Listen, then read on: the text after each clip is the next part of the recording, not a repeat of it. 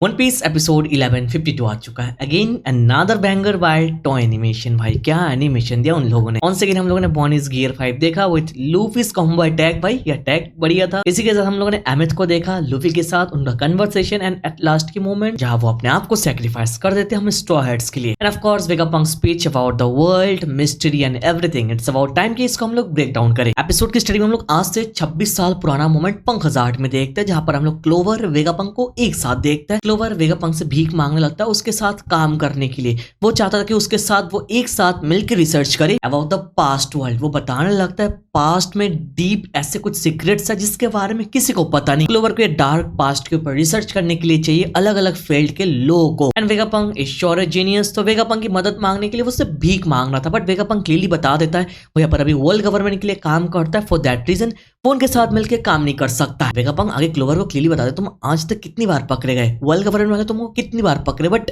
यहाँ पर उन लोगों ने तुमको मारा नहीं। पता है क्यों? बिकॉज तुम जो काम कर रहे हो इसका यूज करके वो लोग तुम्हारे पूरे एंटायर सर्किल को जड़ से मिटा देंगे, जो एक्चुअल में हुआ। राइट, हुआ इंसिडेंट, वहां के सब लोगों को खत्म कर दिया। आगे वेगापंक बताने लगते हैं पर डार्कनेस पास्ट से तुम्हारा मतलब क्या है? यहाँ पर हम लोग पास्ट देख के किसी को जज नहीं कर सकते कि कौन बुरा है कौन अच्छा है ना। आगे क्लोवर अपनी की स्टोरी शेयर करता है। वो बताने लगता है एक बंदा है जिसके नाम में डी था, उसको उसके सामने मार दिया गया। उस बंदे के साथ वो बड़ा हुआ और वो बंदा कोई और नहीं उसका बड़ा भाई है। आगे वो सीन हमको दिखाया जाता है जहां पर हम लोग पास्ट में देखते हैं क्लोवर छोटा था, वहां पर उसका जो बड़ा भाई था बस अपना नाम बताया था और नाम में डी होने के कारण उसको वहीं पर मार दिया जाता है। क्लोवर बहुत ज्यादा डर जाता है और आगे उन लोग को ये नहीं बताता है कि ये बंदा उसका भाई है, बस ये बता देता कि ये मेरा दोस्त है। क्लोवर को पता था वो अगर अपना नाम बता देगा तो वो लोग उसको भी मार देंगे। तो क्लोवर आगे वेगापंक को चिल्ला के बताने लगता है कि यहाँ पर ये कैसा जस्टिस है कि बस अपना नाम बताने से कोई तुमको मार देगा। आगे फाइनली क्लोवर अपना रियल नाम वेगापंक के सामने रिवील करता है, that is Clo D Clover. आगे क्लोवर वेगापंक को बताने लगता है यहाँ पर ऐसे बहुत सारे हिस्टोरिकल रिकॉर्ड्स है पास्ट के जिसके बारे में किसी को कुछ पता नहीं, जो पूरा कंप्लीटली मिटा दिया गया हिस्ट्री से। एट दैट टाइम वेगापंक ये सब कुछ सुनने के बाद ही बता देता है नो मैटर व्हाट मैं तुम्हारी मदद नहीं करने वाला हूँ। बट क्लोवर वहां पर बता देता है जो भी क्यों ना हो जाए वो रिसर्च करके रहेगा। और आगे हमको पता है उसने रिसर्च किया था। फॉर दैट रीजन ओहरा के साथ क्या हुआ था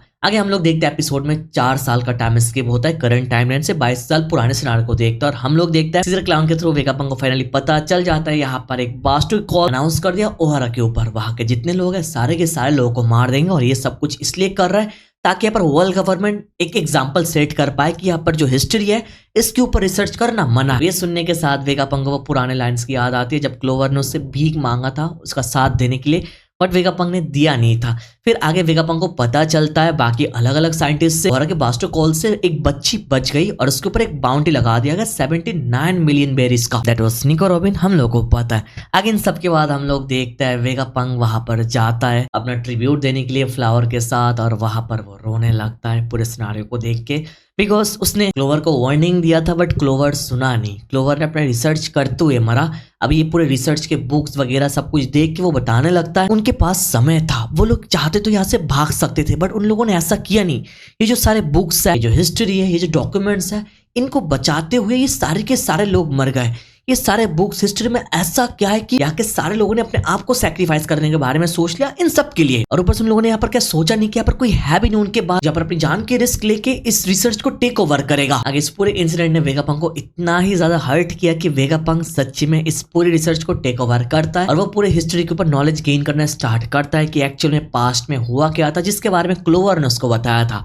दिस इज द रीजन कि वेगापंक इतने सारी चीजों के बारे में जाना और जानने के बाद अभी करंटली पूरे वन पीस वर्ल्ड के सब लोग के साथ ये स्पीच शेयर कर रहा है कि पास्ट में एक्चुअल में हुआ क्या है। आगे फ्लैशबैक खत्म होता है और हम लोग करंट टाइमलाइन में वापस आता है और हम लोग वेगापंक का स्पीच सुनने लगता है। वेगापंक बताने लगता है एक बंदे ने मुझे बताया था कि वो लोग पास्ट की आवाज सुन सकता है। History is written by the victors, like जो जीतता है वही हिस्ट्री लिखता है। और हमको पता है जो एंशियंट वर्ल्ड है उस टाइम में इमो समाज जीत चुका था। फॉर दैट रीजन वो अपने वे में हिस्ट्री लिखा और सारे व्हाइट सेंचुरी को जो सच्चाई है वो सब कुछ उसने इरेज कर दिया। फॉर दैट रीजन इतना सब कुछ होने के 800 साल बाद भी लोगों को इन सब के बारे में कुछ भी पता नहीं। कितने जनरेशन टू जनरेशन के लोग ऐसे पूरी हिस्ट्री को ना जानी मर चुका है, बिकॉज पूरे हिस्ट्री को लिखा है इमो ने अपने हाथों से। आगे वेगापंक बताने लगता है जो पुराने टाइम की हिस्ट्री जो उनकी आवाजें है वो डीप समंदर के नीचे डूब चुका है। बेयरली किसी को उन सब के बारे में पता है, बट इतने साल बाद वो सारे सच्चाई दोबारा डिस्कवर हुए उनके सैक्रिफाइस की वजह से। ओहरा इंसिडेंट की बात कर रहा है। वो लोग यहाँ पर सेक्रीफाइस हुए फॉर दैट रीजन। आज इतने टाइम बाद आज वन पीस वर्ल्ड के लोग सच्चाई जान पा रहे हैं वेगापंक के थ्रू। आगे वेगापंक बताने लगती है आई होप अब ये जो पूरी दुनिया की सच्चाई है ये मेरे थ्रू दुनिया वालों के पास डिलीवर हो रहा है। और वहीं पर हम लोग बैकग्राउंड में देखते हैं Nico Robin is crying there because यहाँ पर ओहरा के बारे में बातचीत हो रही है। आगे हम लोग देखते हैं वेगापंक स्पीच थोड़े टाइम के लिए यहाँ पर रुकता है, सीन कट ऑफ होता है। वहां पर जो स्ट्रॉ हेड्स है बाकी लिलिथ के साथ वो लोग यहाँ पर स्केप प्लान कर रहे थे कि सामने नुस जो है वो लोग भागेंगे कैसे। बट इसके बीच में हम लोग देखते हैं एटलास्ट आ जाती है और वहीं पर लिलिथ को एक सिंगल शॉट के साथ बेहोश कर देती है बिकॉज यहाँ पर एटलास कुछ ऐसा ट्राई करने वाली है जो लिलिथ बिल्कुल भी नहीं चाहेगी वो ऐसा करे, बट ये करने के सिवा और कोई ऑप्शन नहीं है। आगे अगेन सीन कट ऑफ होता है और हम लोग फाइनली एमेथ एंड जॉय का कन्वर्सेशन देखता है बहुत ही लंबे टाइम बाद। वहां पर एमेथ जॉय को देखने के बाद बता रहा था जॉय बॉय मैं तुमको देख के बहुत ही ज्यादा खुश हूँ दोबारा। लूफी भाई वाज सो कंफ्यूज कि पीछे घूम के देखता है कि यहाँ पर एमेथ किसके साथ बात करता है। ये सीन बहुत ही ज्यादा फनी है, स्पेशली लूफी का रिएक्शन, उसका फेशियल एक्सप्रेशन देखिए उसने कि भाई ये बंदा किसके साथ बात कर रहा है, ये रोबोट किसको जॉय बॉय बुला रहा है। आगे लूफी पीछे घूमने के बाद एमेथ बताने लगता मैं तुमसे ही बात कर रहा हूँ। आगे एमेथ पूरे फाइट को टेक ओवर करने के लिए तैयार था। वो लूफी को डायरेक्टली बता दे तुम आगे जाओ जहाँ तुमको जाना था, मैं यहाँ पर संभाल लूंगा। आगे अपना हैप्पीनेस एक्सप्रेस करता है कि वो यहाँ पर कितना ज्यादा खुश है यहाँ पर जॉय बॉय से मिलने के बाद और उसके लिए वो दोबारा फाइट कर पा रहा है, इससे वो बहुत ही ज्यादा खुश है। वो आगे फाइट करने के लिए आगे बढ़ता है और वहां पर हम लोग देखते हैं वो नुन्नू जैसा दिखने वाला एल्डर और वहीं पर वर्क्यूरी दोनों अपने फॉर्म में थे और दोनों यहाँ पर डिसाइड कर लेते हैं यहाँ पर नो मैटर व्हाट इसको हमको मार के गिराना पड़ेगा बिकॉज ये जब तक रहेगा ब्रॉडकास्टिंग चलता हुआ जाएगा। तो ब्रॉडकास्टिंग को रोकने के लिए इसको कंप्लीटली खत्म करना पड़ेगा। यहाँ पर एक सिनेरियो मुझे बहुत ही अच्छा लगा दैट इज डोरी ब्रॉगी जब लूफी को पूछ रहे थे वो जो बड़ा सा जायंट लाइक थिंग है वो क्या हमारे साथ है। लूफी बोलता है कि मुझे पता नहीं, इसने बोला कि वो जॉय बॉय को प्रोटेक्ट करेगा उसके लिए फाइट करेगा। जो सुन के भाई डोरियन ब्रॉगी वाज सेइंग क्या ये बात कर सकता है, हमने तो कुछ सुना नहीं। तो बेसिकली यहाँ पर जो एमेथ है उसकी वॉइस कोई भी नहीं सुन रहा है except for Luffy. Luffy basically उसके साथ बात कर रहा है, उसकी आवाज सुन रहा है through voices of all thing. आगे वेगापंक के स्पीच कंटिन्यू होता है, वो बताने लगता है 900 साल पुराने हिस्ट्री एक वार के बारे में एक साइड से सुनना is completely foolish because history को अलग अलग पर्सपेक्टिव से अप्रोच करना पड़ता है, लाइक अलग अलग साइड से जानना पड़ता है, सारे के सारे साइड्स कंफर्म होना पड़ता है। एक साइड देख के तुम जज नहीं कर सकते हो, जो वेगापंक क्लियरली बता देता है। आगे वेगापंक बताने लगता है आई विश मेरे पास ज्यादा टाइम होता, मैं इसके बारे में और भी ज्यादा रिसर्च करता और दुनिया के लोगों के बारे में इसको और भी ज्यादा पता चलता।